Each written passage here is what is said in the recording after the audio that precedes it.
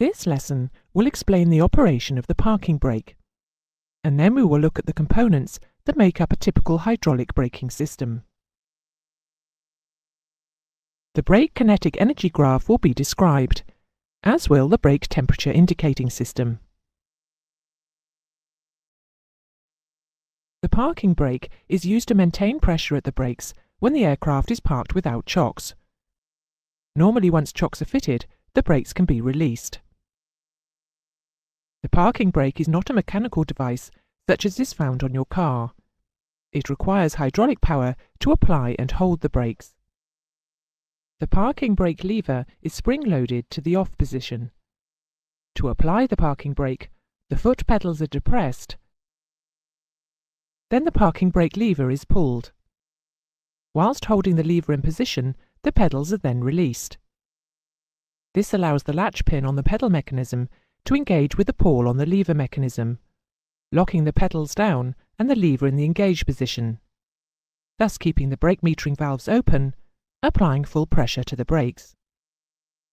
An electrical switch connected to the parking brake lever operates when the lever is in the engaged position, closing a valve in the anti-skid system return line, preventing fluid bleeding away from the brakes. A fully charged brake accumulator will have sufficient fluid to hold the brakes fully on overnight. To release the parking brake, the pedals are depressed, allowing the lock pin to release from the pawl and the lever to spring forward.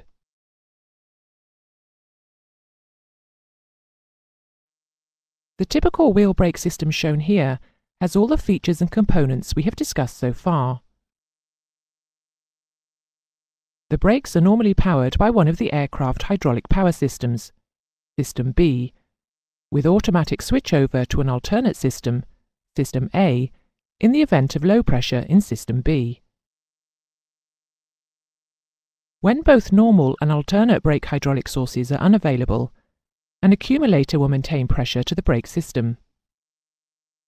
The accumulator pressure gauge is on the gas side of the accumulator.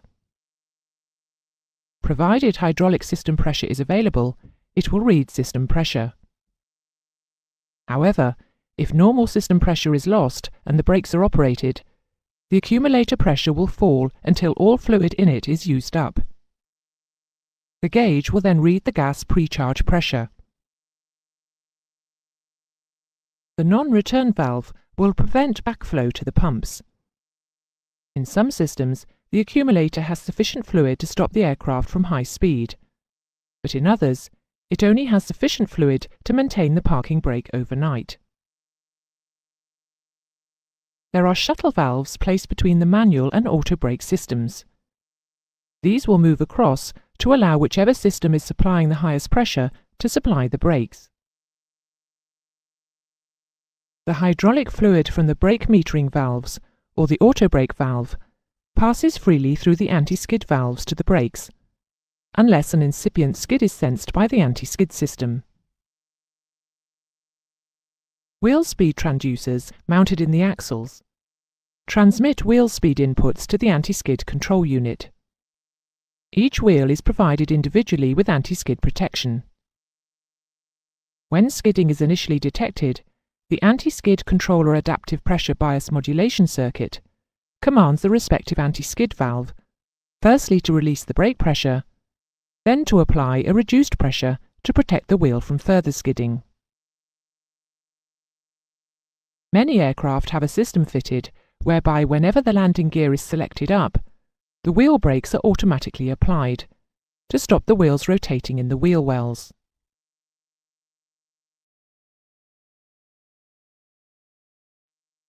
During the application of brakes, a considerable amount of energy is absorbed. This energy is released in the form of heat, which must be dissipated. The brake packs, wheel assemblies and tyres are capable of absorbing a certain amount of heat before they fail. Some method of determining the amount of energy absorbed will facilitate decisions regarding precautions and actions to be taken after an aborted takeoff, a landing, or simply taxiing the aircraft around the airfield. One such method is the brake kinetic energy graph. A graph similar to this one will be found in your particular aircraft performance manual.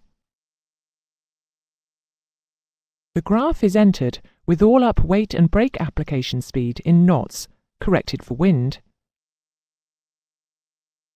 and then factored for the number of serviceable engine thrust reversers and airfield altitude.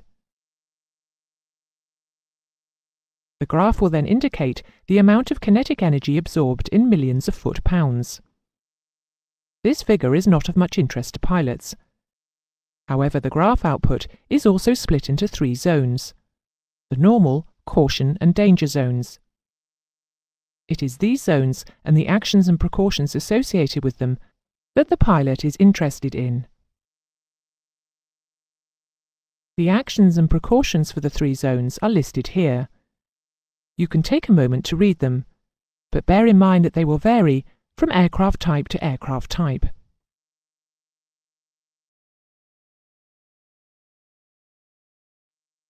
As an example, we will use an aborted takeoff at a weight of 280,000 pounds, stopping from a speed of 125 knots, with no wind, and 1 reverser operating at an airfield with a pressure altitude of 2,000 feet. The graph is entered with the weight 280,000 pounds. We move across to the reference line, then up the guidelines until the 125 knot line is intercepted. We then move across to the reverser's reference line and up to intercept the 1 reverser operating point. We now move across to the altitude reference line, then up to intercept the 2,000 feet point. Finally, we move to the right to read off the brake kinetic energy absorbed, 27 million foot-pounds.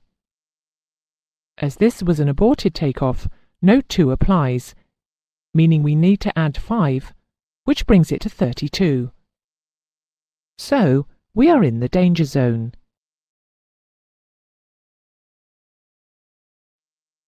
Many aircraft are fitted with brake temperature indicators. Older aircraft have electromechanical indicators, while on more modern aircraft, the temperatures can be displayed on one of the electronic display screens. Sensors are arranged to sample the temperature of the brakes of each individual wheel, and their output is sent to the indicator panel. Here, you can see a system typical of that used on many older aircraft. The indicator has 2 pointers labelled left and right. This particular aircraft has 4 wheels on each bogie. They are represented on the group of 4 mechanical push switches, only one of which can be depressed at a time. Each switch allows the brake temperature of a pair of wheels to be displayed on the indicator.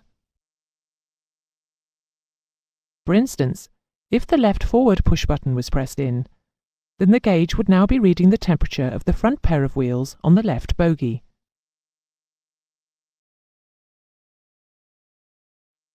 The brake temperatures of all wheels are constantly monitored by the system.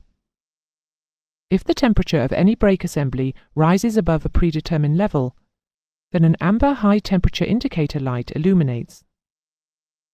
By cycling through the switch positions, the operator will be able to locate the wheel brake which is triggering the alarm.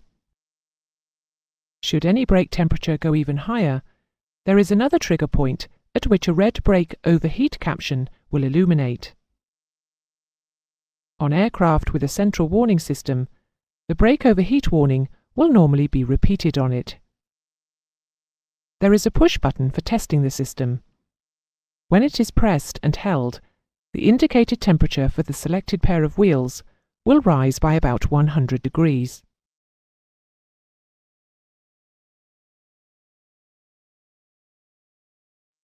Shown here is the system used by Airbus. All of the landing gear information is brought together on one electronic screen.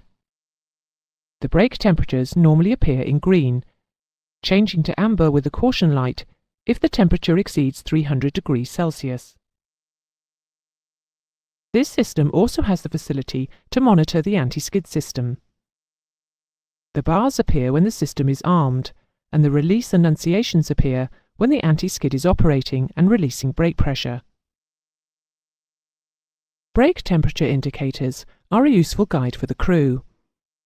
However, after heavy braking, in the event, for instance, of an aborted takeoff, it can take some considerable time, 10 minutes or more, before the energy absorbed by the wheel, tyre and brake assembly manifests itself on the temperature gauge. It is important that in such a case, the brake kinetic energy graph is consulted before a course of action is decided upon.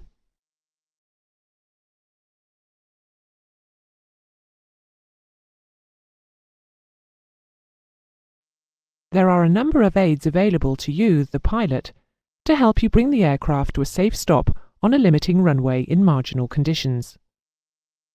However, these all need to be used correctly. A safe stop begins with a good landing. This means using the correct approach speed and touching down at the correct place on the runway. Full anti-skid braking should be applied immediately after touchdown. Do not use cadence braking. That is to say, do not pump the brake pedal up and down. The ground spoilers should be immediately deployed, not so much for their stopping assistance, but more for the fact that they dump the lift from the wings, putting more weight on the wheels, allowing the brakes to operate more efficiently. Finally, reverse thrust should be selected without delay.